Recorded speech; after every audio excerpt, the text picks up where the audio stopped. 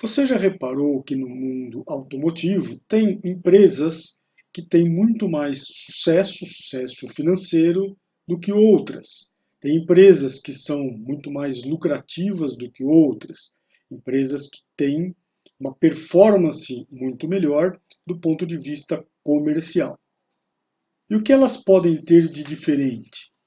Elas podem ter seus produtos se diferenciando, produtos melhores, produtos inovadores e tudo mais. Mas se não tiver uma filosofia de trabalho, se não tiver uma organização em cima de redução de desperdícios, se não tiver uma visão maior do mercado e um foco grande na produção, principalmente para indústrias de produção seriada, produções em escala um pouco maior. Se a gente não tiver um foco ali em cima desta produção, para atacar desperdícios, enfim, para poder otimizar toda a operação, nossos custos vão lá para cima e com eles nossos lucros vão sendo derrubados e a sustentabilidade da empresa pode ser comprometida. Vamos analisar alguns exemplos de empresas automotivas com foco em carros de luxo, esportivos de luxo. O que nós vimos nos últimos anos, nas últimas décadas, é que empresas focadas neste mercado mais de luxo acabaram tendo dificuldades em se sustentar ou em manter a sua lucratividade. E assim, ícones da indústria automotiva, de automóveis esportivos, como a Ferrari, que continua sendo uma grande empresa, mas ela teve que, ao longo do tempo, teve que ser englobada por grupos automotivos maiores. Então, por exemplo, a Ferrari passou um bom período aí por controle da Fiat, hoje tem lá ainda uma participação, mas precisou aí de ajuda de um grupo grande para poder continuar existindo, para continuar a produzir seus automóveis e a gerar seus lucros e tudo mais. E assim, outros ícones da indústria automotiva esportiva de luxo, como Lamborghini, foi para o grupo da Volkswagen, um grupo muito maior. A Aston Martin foi incorporada pela Ford, ficou com o domínio da Ford, ou pertencendo ao grupo da Ford até 2007, mais ou menos. Depois passou para outros grupos. A Jaguar, também sinônimo aí de esportividade, agressividade, carros aí icônicos, né? A Jaguar também acabou sendo aí englobada pelo grupo Ford, uma empresa muito maior. Depois passou aí para o controle da Tata Motors, uma empresa indiana, que está com o seu controle, né, até hoje. E outras marcas como Bugatti, que hoje pertence ao grupo Volkswagen, Maserati, pertence ao grupo Fiat. E aí, o que chama a atenção é quando a gente pensa na Porsche. Então, uma referência de carros aí esportivos de luxo é a Porsche. E se a gente observar a Porsche no mundo inteiro, inclusive aqui no Brasil, ela tem alguns atrativos, tem preços competitivos, ela consegue se situar no mercado, ela continua tendo aí toda a sua postura como marca e continua alavancando suas vendas e principalmente garantindo os seus lucros, ou a sua lucratividade.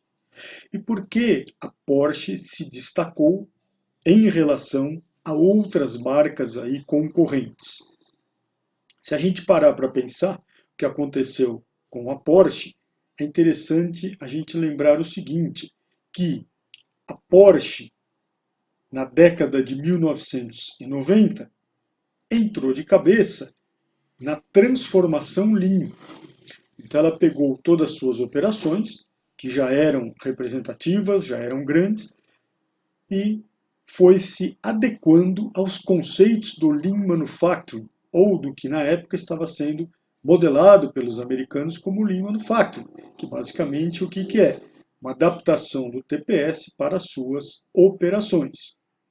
E o interessante desse caso é a gente observar que uma empresa alemã adotando técnicas japonesas, Toyota, e com base nos estudos americanos, que foi lá o estudo que GM, Chrysler e Ford encomendaram para o MIT, Instituto de Tecnologia de Massachusetts, aquela pesquisa onde o americano começou a estudar para entender como que a Toyota conseguia colocar carros fabricados no Japão, conseguia colocar nos Estados Unidos com preços abaixo dos carros produzidos internamente pelos americanos, basicamente GM, Chrysler e Ford, e carros muito melhores, qualidade muito superior, tecnologia superior, modernidade, enfim. E dessa pesquisa do MIT é que surgiu o que foi chamado, né, Lean Manufacturing, ou a mentalidade enxuta, ou a manufatura enxuta, quando a gente fala no manufacturing.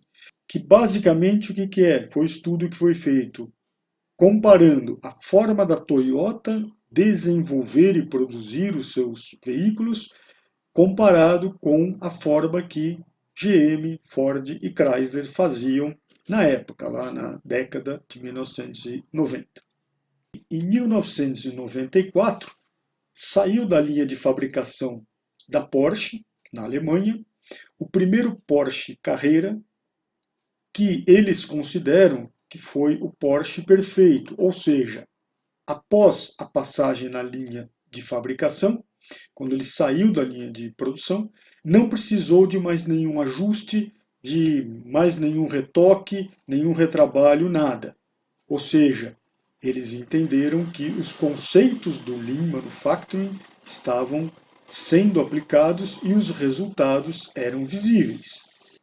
E se a gente parar para pensar, a Porsche nessa ocasião, estamos falando de 1994, quando eles consideram que tinha já um nível de aplicação do Lean Manufacturing suficiente para fabricar o que eles chamaram do Porsche perfeito, Porsche sem falhas ou sem defeitos.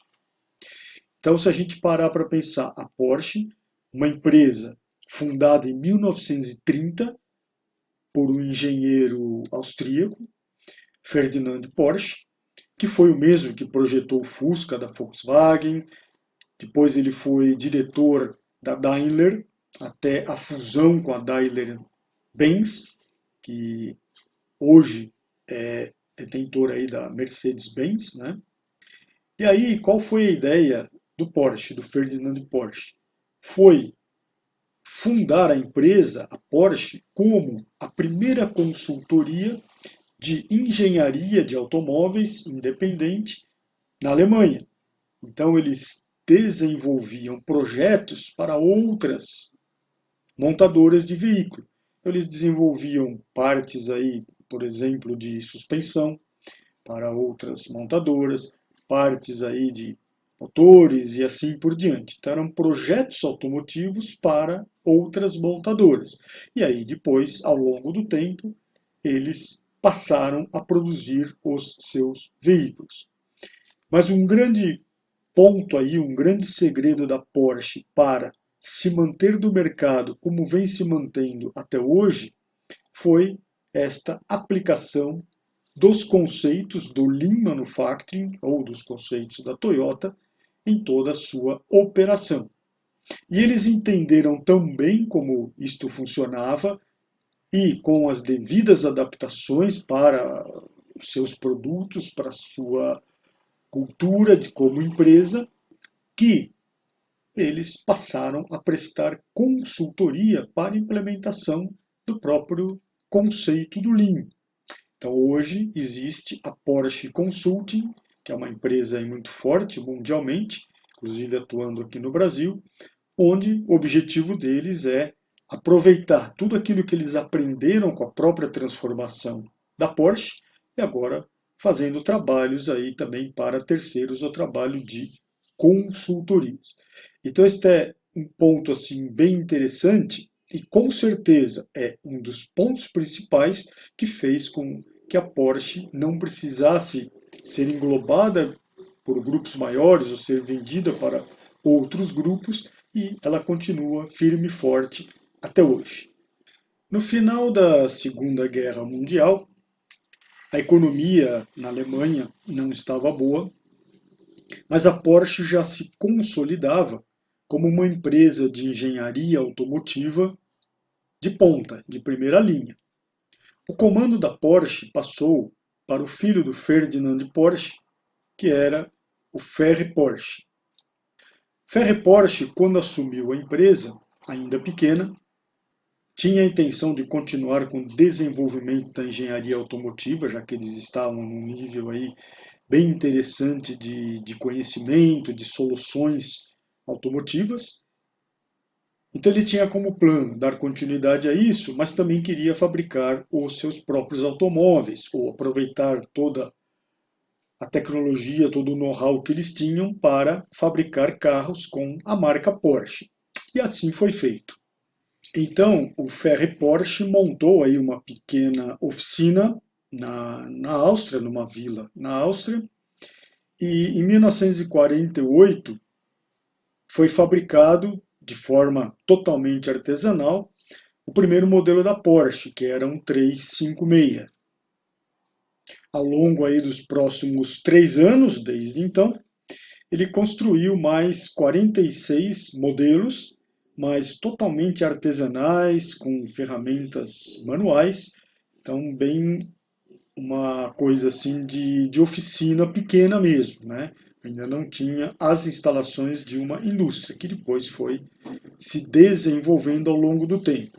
Em seguida, a estratégia foi se mudar para as proximidades de Stuttgart, porque lá é que tinham os principais fornecedores, lá toda aquela parte de projetos que eles desenvolviam também ficaria mais acessível aos outros fabricantes de automóveis, enfim, como estratégia de empresa, eles se mudaram ali para as proximidades de Stuttgart.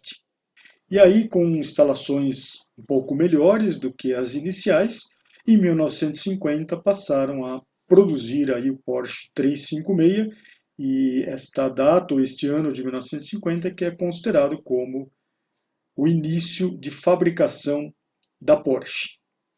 E naquela ocasião, a empresa basicamente era constituída por um departamento de engenharia, que fazia também aquela parte dos projetos, né? E o departamento aí de produção, a parte aí de fábrica, mas tudo muito simples. E aí nessa ocasião eles já fabricavam algumas peças para poder modificar os motores Volkswagen para serem usados no Porsche 356. Então eram motores aí mais potentes que eram desenvolvidos por eles, mas com base no motor da Volkswagen. As carrocerias do 356 eram fabricadas por um terceiro, uma empresa que fabricava charretes na época, e aí eles desenvolveram com essa empresa para eles fabricarem as carrocerias, fazer toda a parte da pintura, para depois entregar na Porsche para eles montarem em cima aí do chassi com a parte mecânica.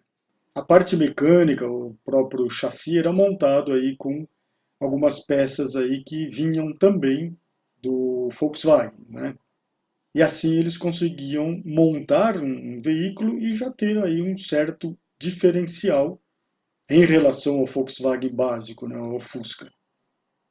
E aí, depois de montados, eram feitos lá todos os testes, todas testes de direção, testes de funcionamento, toda a inspeção do veículo e eventuais ajustes conforme identificavam algum problema. Então, como a maioria das empresas, né, começa pequeno, com recursos limitados, e ao longo do tempo vai se desenvolvendo.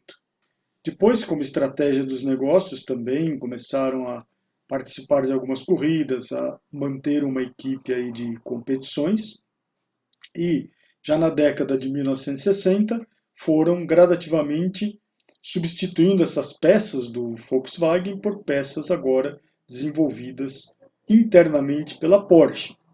Aí eles entenderam que o modelo 356 já estava ficando obsoleto, resolveram lançar um novo modelo, e este sim já totalmente desenvolvido pela Porsche. Em 1964, o Porsche 356 foi substituído por um modelo agora totalmente novo e totalmente desenvolvido pela Porsche, que foi o modelo 911, que é a base de muitos modelos que a Porsche ainda tem até os dias de hoje, né? Então é um carro assim que realmente foi assim um sucesso muito grande, né? E é claro que as evoluções do 911 também foram grandes do ponto de vista tecnológico, mas muita gente considera que foram pequenos em termos da estética ou do visual. Mas se a gente comparar os modelos, ele teve aí também sua evolução. Mas realmente até hoje é um carro muito icônico, né? Quando a gente fala não só em carros esportivos de luxo, mas a referência da Porsche é sempre o perfil do modelo do 911. Então agora a Porsche tinha um carro que poderia dizer que era inteiramente Porsche, então os componentes, motor, era tudo da Porsche, e a própria carroceria agora também era toda fabricada por eles, fabricada e pintada por eles. E aí a Porsche começou a tomar corpo de indústria e passou a ser realmente uma empresa de fabricação de automóveis. Inclusive tem o detalhe que eles até montaram uma linha para produzir veículos para a Volkswagen. E dali para frente a Porsche não parou de crescer e assim continuou desenvolvendo outros modelos como 924, 944, 968, enfim. Como toda indústria em expansão, em crescimento, ela passou a diversificar os seus produtos e todos aí produtos que tiveram muito sucesso no mercado. Para se ter uma ideia desse crescimento, em 1987 a Porsche já tinha mais de 8.000 funcionários, que naquele ano produziram mais de 22.000 modelos 911 e 928. E também eles mantinham uma linha de produção dentro da Audi, que produziu 26.000 modelos 944. E aí a Porsche já atingia um faturamento de mais de 2 bilhões de dólares. Realmente se tornava uma empresa grande. Então a gente podia dizer que a Porsche era uma empresa tipicamente alemã, ou uma empresa alemã clássica. Por exemplo, ela ficou diretamente no comando da família Porsche até a terceira geração, e só em 1972 é que foi sendo profissionalizada. E mesmo assim a família continuou a cuidar da empresa por intermédio de uma holding com as famílias Porsche e Piche, que era o sobrenome de casada da irmã do Ferry Porsche. A empresa também operava com bastante reserva financeira para as épocas aí de baixas ou já prevendo variações de mercado, então ela era uma empresa que tinha uma estratégia muito boa financeira, não dependendo aí de empréstimos bancários e tudo mais. Também ela tinha um foco muito grande no produto em si, quanto ao desempenho e qualidade dos projetos dos seus veículos. Os gestores da Porsche eram excelentes engenheiros de produto e eles acreditavam firmemente que o melhor produto, projetado pelos melhores engenheiros, venceria qualquer concorrência no longo prazo. E, em parte, eles tinham razão. O organograma da empresa era inteiramente departamentalizado e altamente hierárquico. Atividades multidepartamentais, em geral, eram lentas, né? Eram deficitárias. Eles continuavam a fazer projetos para outras fábricas, para outros fabricantes de automóveis, e eles eram bons nisso, e também para os seus próprios produtos, para os seus veículos, mantendo a atividade de consultoria e engenharia junto com a atividade de produção de veículos. A cooperação interdepartamental muitas vezes era deficiente devido a esse foco maior dos engenheiros em atender os projetos para outros fabricantes, porque tinha lá uma rentabilidade mais rápida, um giro de dinheiro aí mais rápido, então muitas vezes isso acabava até prejudicando o seu próprio funcionamento como empresa, como fabricante de automóveis. A base de fornecedores contava, naquela ocasião, com 950 fornecedores. E aí eles precisavam de uma área de compras muito grande para gerenciar tudo isso.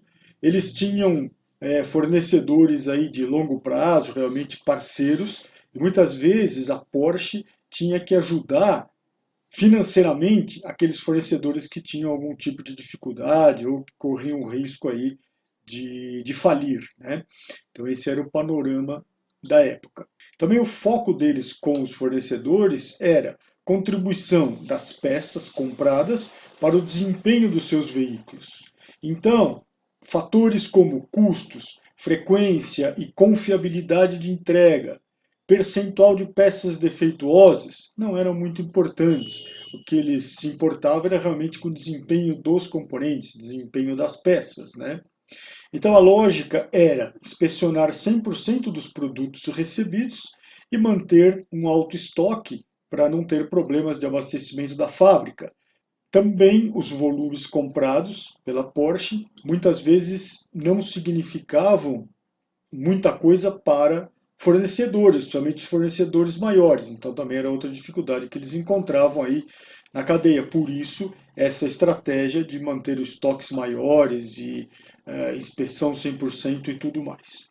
E outra característica também marcante da Porsche nessa época, na década aí de 1980, é que era uma fabricação, podemos dizer, que era quase artesanal de seus veículos. Então, com muita inspeção, muito retoque, muito retrabalho para garantir que o produto era bom. E realmente o projeto era muito bom e com todo esse processo o produto também chegava nas mãos do consumidor do jeito que ele queria, porém a um custo aí muito alto. E aí com isso, operando desta forma, a Porsche precisava de mão de obra altamente especializada.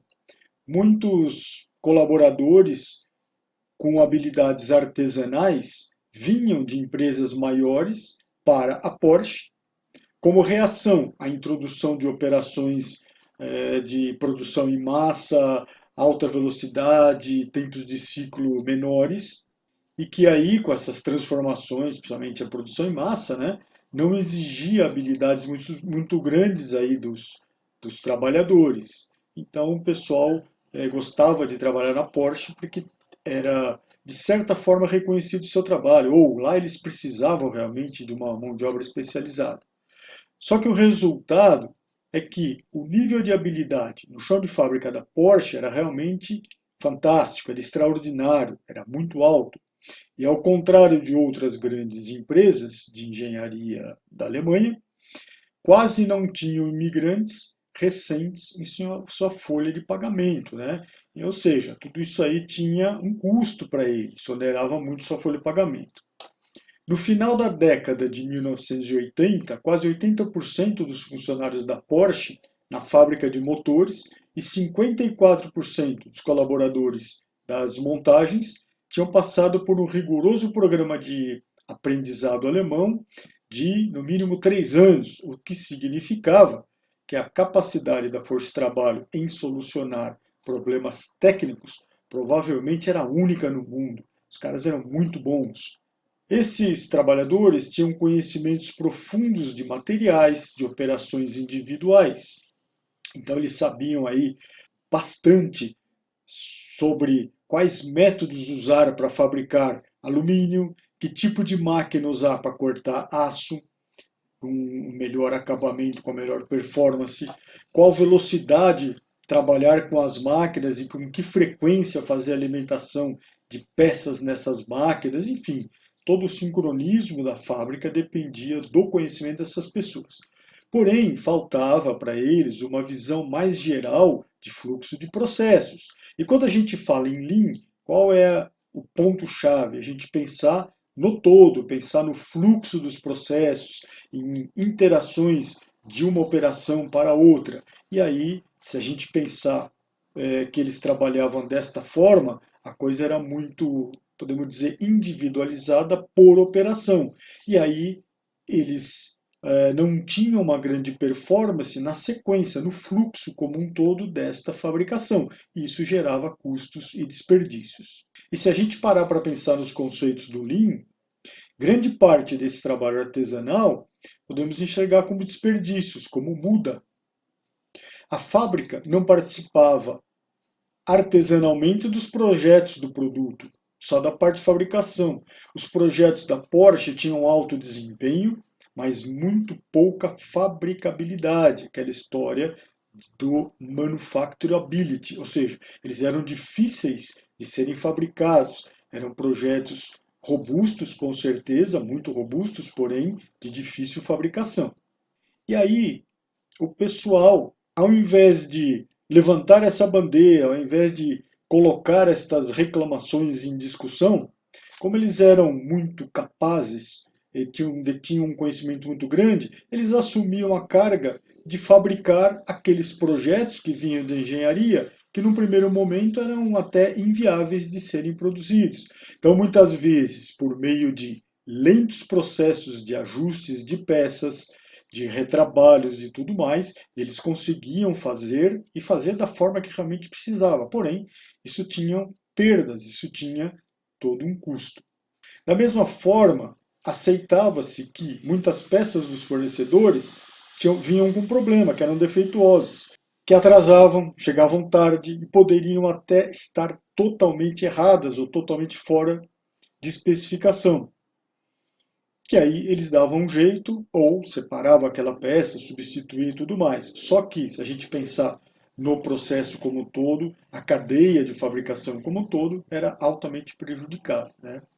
No final da década de 1980, 10% de todas as peças que chegavam lá para eles eram entregues com mais de 3 dias de atraso. Então imagina, 10% do que você compra está chegando com mais de 3 dias de atraso. Então você teria que ter um estoque, né, para compensar isso. Você não conseguia trabalhar, eu teria que parar a fabricação, parar a montagem.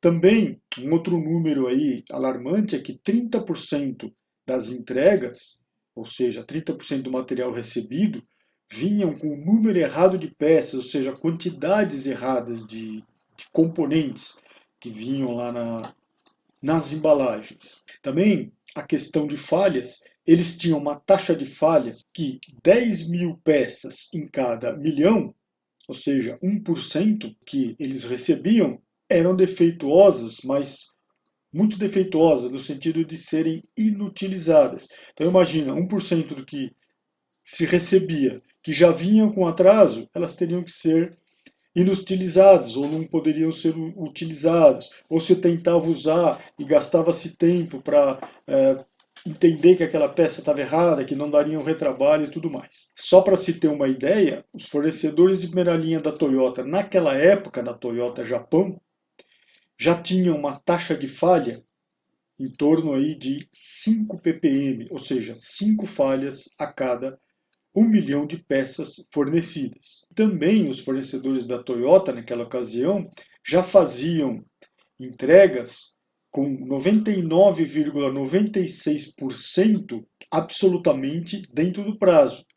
Então, eles tinham muito pouca peça sendo entregue fora do prazo e a qualidade, a taxa de falha era muito melhor do que a Porsche vivenciava nessa época. Nos fornecedores da Toyota, a gente não encontrava essa questão de ter número de peças fornecidas incorretamente, né? Então você comprou 100 peças e entregaram 95.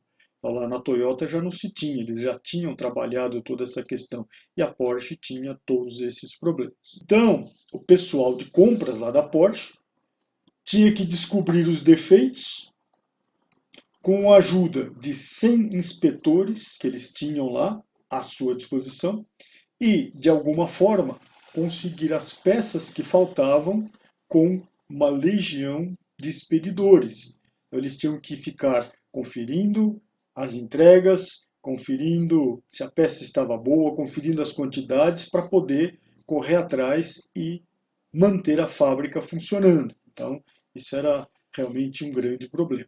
Na pintura da Porsche, por exemplo, a turma acreditava que a qualidade, desde a primeira vez, não seria muito alta, devido a contaminações, aquela história de o inerente ao processo, né? Então o pessoal se contentava com aquilo, falava, nós vamos ter problema mesmo, nós vamos ter que ficar retrabalhando, nós vamos ter que ficar retocando. Eles acreditavam que era muito difícil de se eliminar os problemas, e aí os especialistas em pintura poderiam chegar lá no acabamento que precisava na pintura, mas depois aí de um grande trabalho e de uma boa perda de tempo. Para minimizar esse problema, eles andaram instalando aí umas esteiras móveis lá para 1977, e a filosofia operacional era montar rapidamente todas as peças do carro, depois testá-las de uma forma sistemática assim que o carro saísse da linha de montagem, e aí fazer os consertos necessários. Então, consertar os erros em um processo de solução do problema e retrabalho altamente especializado. Isso aí eles eram bons, mas o tempo estava sendo perdido, os desperdícios aconteciam, né? Então acabava gerando um produto com um nível mínimo de defeitos para os clientes. Então os clientes não reclamavam, os clientes recebiam o produto bom, porém a um custo aí inadmissível. Então o trabalho especializado era definido como a capacidade de operar máquinas específicas, diagnosticar condições anormais durante os longos ciclos de trabalho, que será um outro ponto também, que eles trabalhavam aí com esse conceito de os tempos de ciclo eram muito longos e precisavam realmente dessa mão de obra especializada, porque depois eles precisariam tomar ações corretivas em cada caso.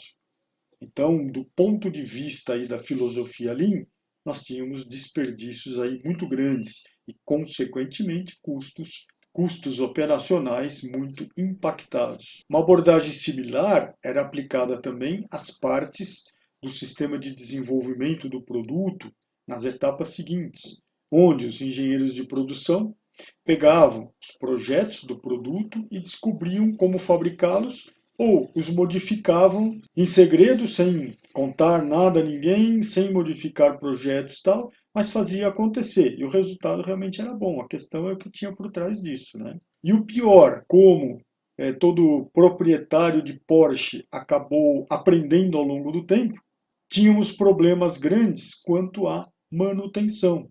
Então não se prestava praticamente atenção alguma à capacidade de realização dos concertos ou essa parte de manutenção, o serviceability, pois a voz do setor de serviços simplesmente não estava presente no sistema, né?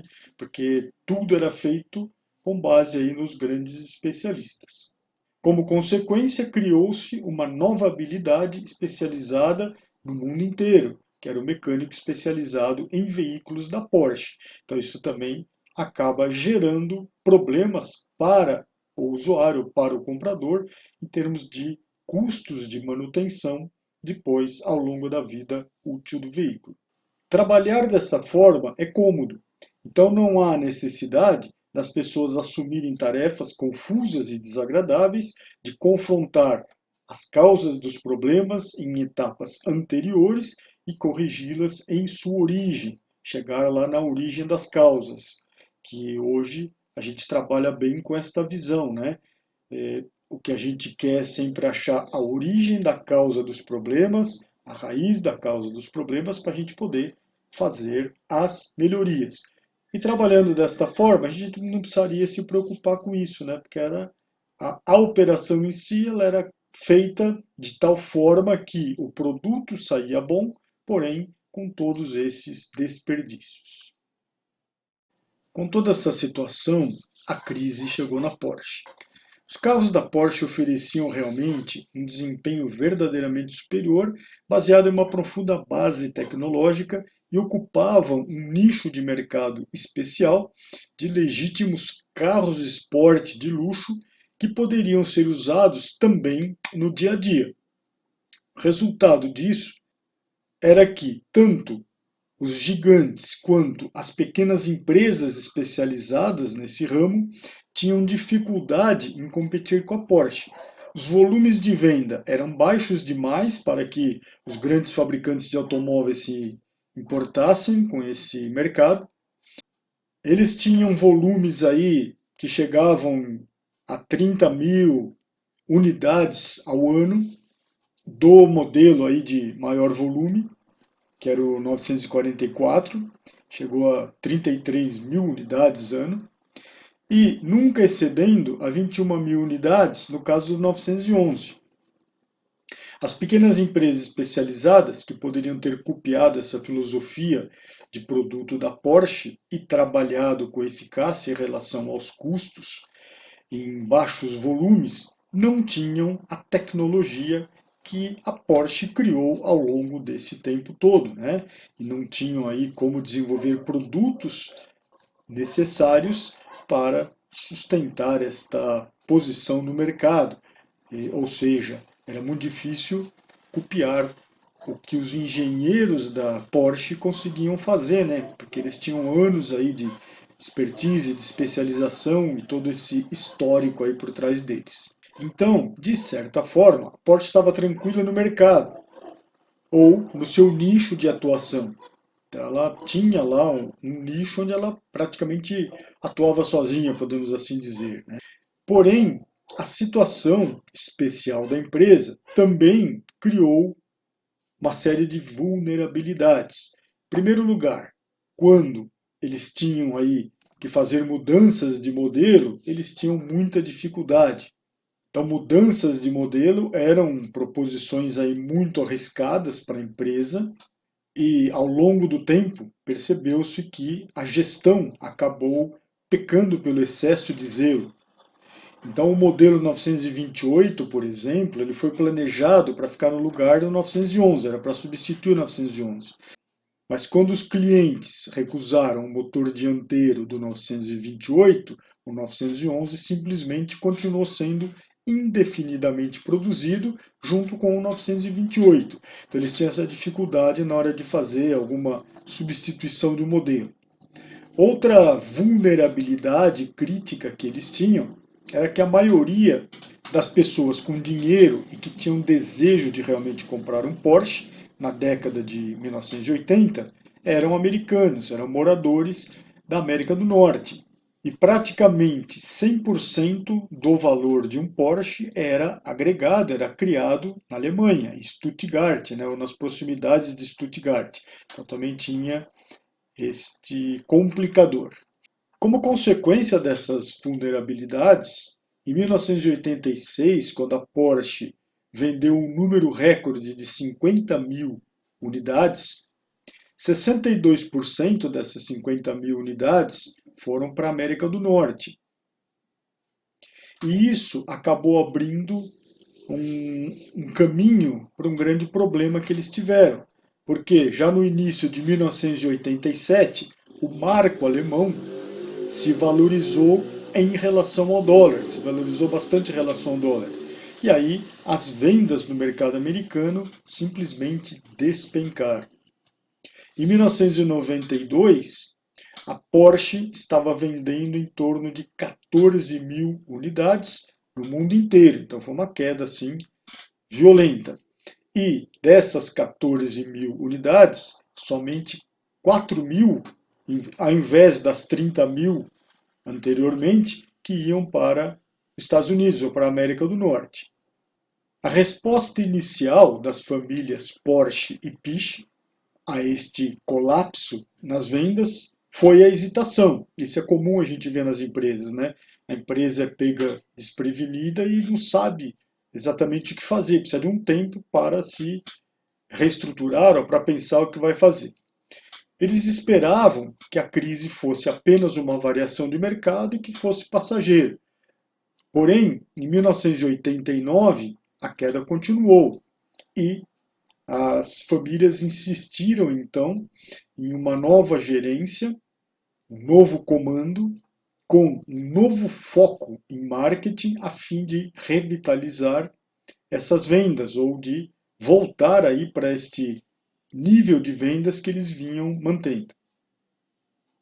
E aí eles contrataram um diretor de marketing que trabalhava numa empresa de computadores, Arno Bonn, que veio para a Porsche, foi contratado como o novo presidente, para poder se concentrar em repensar a faixa dos modelos. Então aí passaram a dar esse foco no marketing. Porém, esse esforço, ou esse foco no marketing, acabou produzindo internamente grandes conflitos quanto à identidade da Porsche, ao que a Porsche deveria realmente ser. Isso é comum também acontecer em épocas de crise nas empresas, e elas têm que se repensar ou até, dependendo da situação, têm que se reinventar. Então foram propostos conceitos, porém, assim, bem divergentes um do outro, e que foram desde o renascimento de um Porsche a um preço mais baixo, ao que eles achavam que seria um preço razoável para o mercado, para retomar as vendas, como foi o caso aí do Porsche 914 e do 924. Pensaram também em um modelo de 4 portas, que deveria ser vendido como um sedã de luxo de altíssimo desempenho. Pensaram em um carro de apenas 2 lugares, mais próximo aí de um estilo de uma Ferrari, mais orientado aí para o desempenho, para a tecnologia, seguindo a onda de sucesso dos modelos 959 em 1987. De qualquer forma, os novos produtos estavam 5 anos ou mais atrasados em virtude da natureza sequencial do sistema de desenvolvimento da Porsche, que, como a gente já viu, eles eram deficitários, né? Não tinham agilidade suficiente. O modelo 959 foi uma iniciativa de refazer o 911, com maior potência, 450 HPs, 320 km por hora de velocidade, a um preço de 500 mil dólares, e foi um esforço da Porsche para superar a Ferrari e que deu certo. Foi considerado aí uma boa jogada da Porsche. Só que as vendas do modelo 944, que era o Porsche aí de preço razoável, começaram a cair vertiginosamente depois de 1987. Mas as demandas dos modelos 922 e 928, que eram mais caros, continuaram estáveis até 1992. Então, a direção da Porsche concluiu que deveriam deixar para os japoneses o mercado de carros com preços mais baixos, ou esses que eles chamavam aí de preços razoáveis, para que a Porsche se concentrasse em novas ofertas nos segmentos de preços mais altos no mercado. Ou seja, a Porsche deveria buscar uma estratégia clássica de segmento e, finalmente, em 1990, a direção da Porsche tomou a decisão de desenvolver modelos totalmente novos, de 2 e 4 portas, com motor dianteiro em substituição aos modelos 911, 928, 944 até 1996, levando a Porsche a um segmento de preços ainda mais alto. Refizeram ou repensaram a posição dos seus produtos e começaram a dar foco aí nesses produtos mais caros ou de preços mais altos. Aí enxergou-se uma necessidade fundamental ou essencial para a Porsche de ter que reduzir seus custos em aproximadamente 30%. Então, qualquer ideia, reduzir os custos de produção na faixa de 30% para poder compensar a defasagem cambial entre o dólar e o marco alemão. Então, a estratégia foi bem feita, foi bem planejada. Refazer modelos, se posicionar no mercado, porém, eles tinham um grande problema. Eles teriam que partir para uma redução de 30% dos custos de fabricação. E o que a gente observa, muita empresa, inclusive aqui no Brasil, tem esses problemas, onde precisaria reduzir os custos de fabricação e acabam não entrando de cabeça nessa questão de aplicação do Lean, de atacar problemas da qualidade no chão de fábrica, de melhorar fluxos, enfim, redução de custos operacionais como um todo. E técnicas e ferramentas é o que não falta por aí. Só que aí a Porsche teve um problema, que ninguém internamente estava disposto a assumir essa tarefa. de fazer toda uma reorganização da fábrica, reorganização dos processos para chegar nesta redução de custos de fabricação na faixa aí de 30%.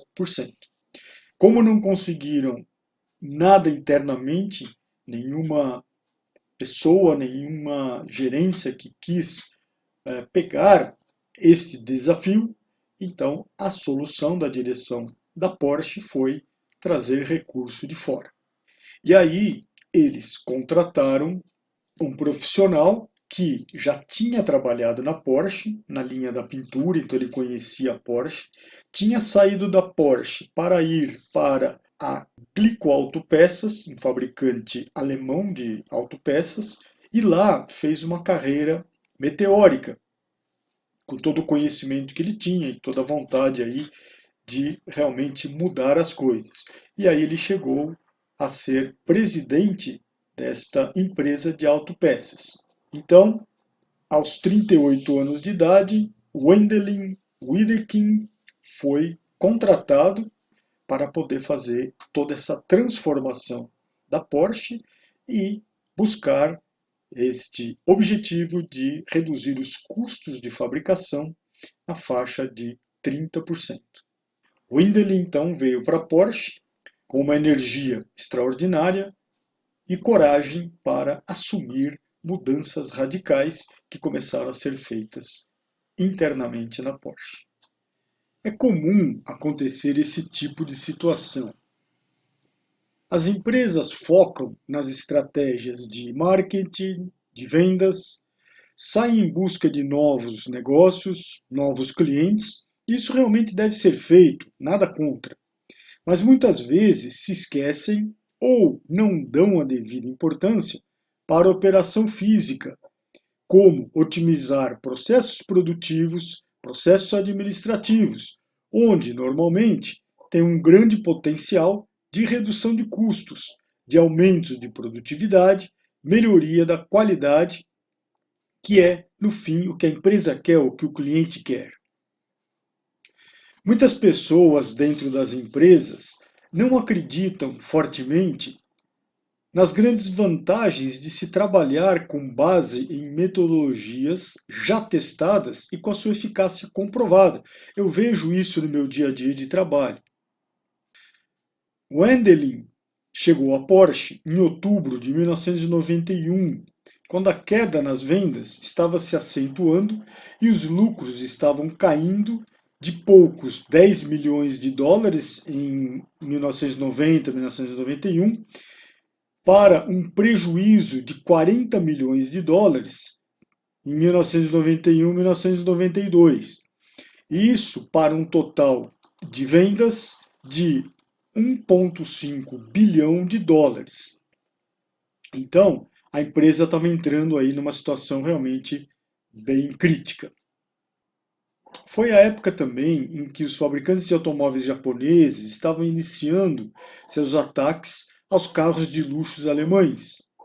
E conforme os estudos do MIT e do livro A Máquina que Mudou o Mundo, acabou revelando aos alemães quanto eles ficaram atrasados ou quanto eles estavam atrasados em termos de produtividade em relação aos japoneses. Então, essa situação também preocupou, né, a Porsche como um todo. Agora, o problema da Porsche não eram os clones japoneses ou os carros japoneses que tentavam pegar o mercado da Porsche, pois até os melhores carros esportivos, os carros esportes japoneses, como Toyota Supra, o Nissan 300 ZX, ainda estavam a quilômetros de distância dos puros carros para os compradores, os chamados motoristas de Porsche, né? Então, assim, isso não era problema para a Porsche naquele momento, embora houvesse essa preocupação. O principal problema da Porsche eram os custos. Então, eles tinham uma base onde impactava muito nos seus custos operacionais. Então, os carros eram simplesmente caros demais para o comprador da década de 1990. E, de repente, ficou óbvio que a quantidade de tempo, esforço, os estoques, ferramentas e espaço necessários aos melhores fabricantes japoneses, como o Toyota, para fabricar quase um Porsche, constituíam uma pequena fração das quantidades utilizadas para fabricar um verdadeiro Porsche. Chegou-se à conclusão de que os custos da Porsche poderiam ser radicalmente reduzidos se fossem aplicados os meios corretos, as metodologias adequadas. Então, o problema maior da Porsche eram os seus custos de fabricação.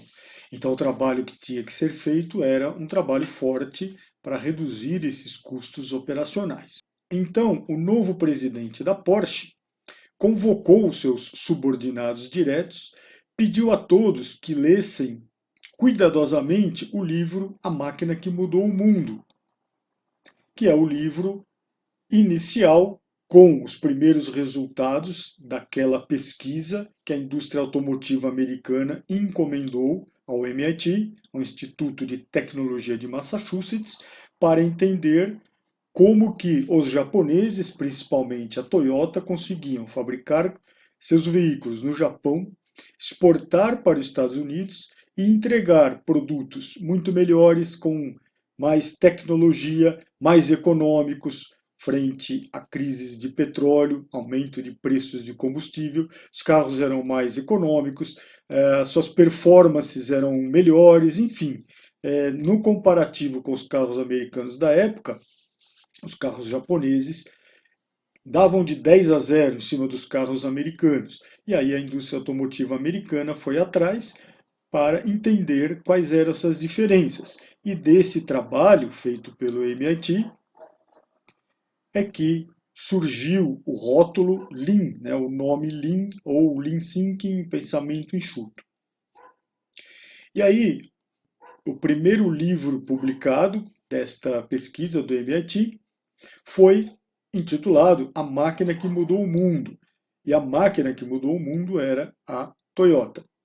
Então, o primeiro passo do presidente da Porsche foi fazer com que os seus subordinados diretos, ou seja, a gestão da empresa, entendesse os conceitos que tinham lá no livro A Máquina que Mudou o Mundo, que basicamente eram os resultados comparativos da pesquisa do Womack e do Jones, onde, basicamente, como eles fizeram esse trabalho? Eles iam visitar a Toyota do Japão e depois viam como GM, Chrysler e Ford, né, as três grandes fabricantes de automóveis dos Estados Unidos, como que elas faziam as mesmas tarefas que a Toyota fazia. Então, desde lá do início do desenvolvimento de um produto, todo o desenvolvimento do processo produtivo, enfim, todo o desenvolvimento de um veículo.